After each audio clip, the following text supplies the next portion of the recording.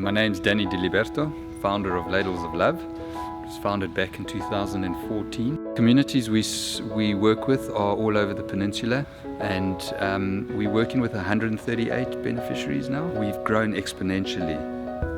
We've been able to do that because of all the kindness that we have experienced from individuals and corporates such as Interbet, who just want to be part of the change.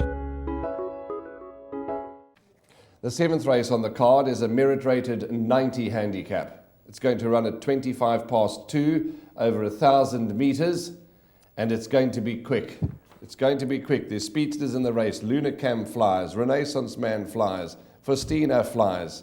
So it's going to be quick. Prince Kresh goes quickly too. So, yep, don't blink, you'll miss it, because they go fast here at the 90 handicap level. And Raheel, the first question I want to ask you is, well, there's two questions. The first question is, how impressive was Renaissance Man last time out? The second question is, how good do you think he is?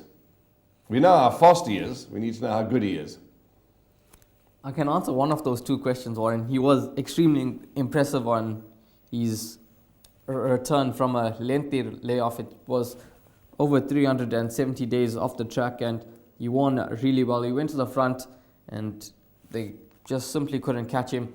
How good he is, that I'm not quite sure. That we're going to have to wait and find out at Hollywoodbets Scottsville, race number 7. And Renaissance Man, he beat a horse that ran fourth in the Grade 1 event for 2 years, the gold medallion in the form of Captain Bombshell. He must be above average to win after such a lengthy rest, and especially show them a clean pair of heels the way he did. He's been given a mark of 80. He carries 54.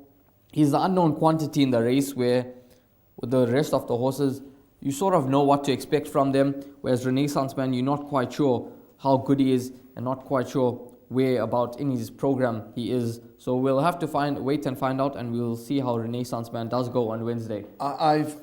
You'll see in the shortlist a little bit later on that I've taken a chance, well, not a chance, but I've taken a stance rather, and I've bankered or suggested to him as a place accumulator banker, because I do have faith in him. I do have faith in Renaissance Man, and I do think he's good enough to run a place first time out the maidens, and if he were to win again, I wouldn't be shocked. So I am a little in his camp, but more for a place accumulator, suggested place accumulator banker.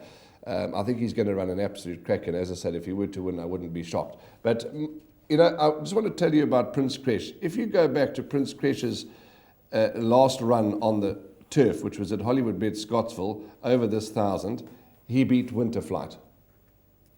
Yes, and he did beat Winterflight by 0.8 lengths, and he's gone up 5 kgs for that run, whereas Winterflight has gone up 7.5. So he is obviously still better off at the weights on that run to Winterflight, and he could have the beating of Winterflight once again, as Prince Kresh is course and distance suited, 6 rounds over the course and distance for 4 victories and 1 second, and he must be a serious runner. Number 8, Luna Cam. Now he's had 6 rounds to date. Tristan Godden now gets a ride for Dennis Dreyer. Last time out, he was all the rage, and he was a bit disappointing. Went off as the beaten favourite at 18-10.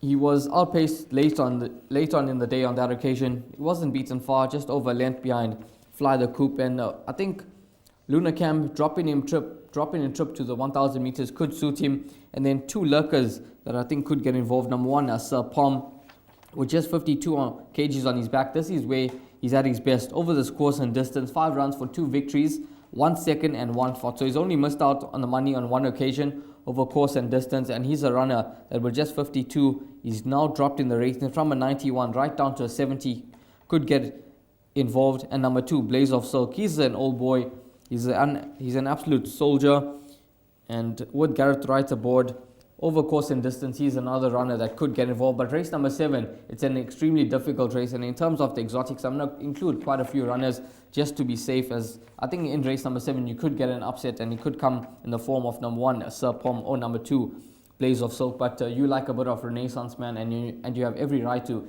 He's an unexposed individual, and Michael Roberts, I'm sure he has maybe bigger races in mind for him. Absolutely, and Prince Kresh as well gets a lot of respect from me. But it's tough, it's a difficult race, it's at the 90 handicap level, so it's due to be a good race, no doubt. And Luna Cam's owned by Manfred Rower, Brian Airy, Terrell, Cantor and Wayne Farvey, I think it is, and Gary Teichman, a whole host of owners.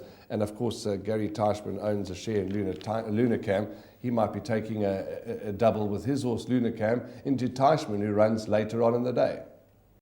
Hi, I'm Trevor, the CEO of the same foundation. The donation we received from Interbet helped us in procuring vital, life-saving medical equipment and PPE for Tygerberg and Groote hospitals in the Western Cape.